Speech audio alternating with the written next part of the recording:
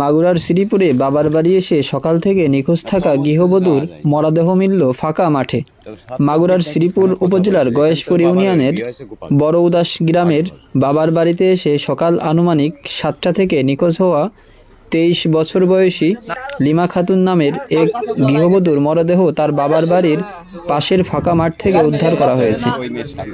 উদ্ধারকৃত lima Khatun বড়উদাস গ্রামের আব্দুল হাইয়ের মেয়ে। মরদেহ নিয়ে এলাকাবাসীর ধারণা তাকে ধর্ষণের পর হত্যা করা হতে পারে। নিহত লিমা খাতুন ঝিনাইদহ সদর উপজেলার হাটগোপালপুর গ্রামের মৃত মরজেলের ছেলে সুজন মিয়ার স্ত্রী। সকালবেলা আমার বোন খালি বলেছে যে ওর পাওয়া যাচ্ছে না, 7:30টার সময়, এতটুকু জানি আমি। তাছাড়া একটা লোক আমার কাছে কালকে কইনি যে ওর পাওয়া যাচ্ছে না। আমি বারবার ফোন দিয়েছি, রাত্রিও ফোন দিয়েছি, কইছে মনিরা ঘুমাই গেছে। ফোন বন্ধ করে আমি কথা কয় দিতে কইছি, কেউ কথা কয় দিনি।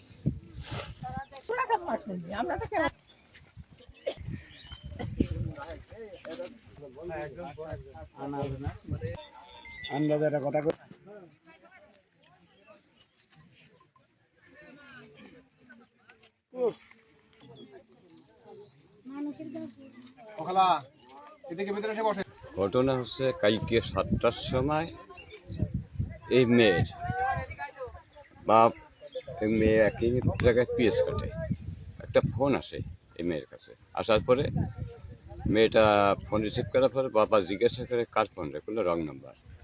ওই বলে এর পাশেই মেয়ের ফুপুর বাড়ি আছে, বললো আমি ফুপুর বাড়িতে আসি, একটু বার আসি।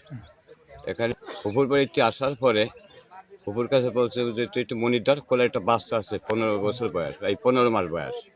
বাচ্চাটা ফুপুর কাছে রাখিয়ে দ্রুত ফোন আবার আসছে, উনি ফোন যে গেছে, এখন ফোন তো আর খুঁজে পাইনি। 11টার সময় এই আজকে সকাল 11টায় পাওয়া গেছে। আচ্ছা, এই মেয়েটার নাম কি?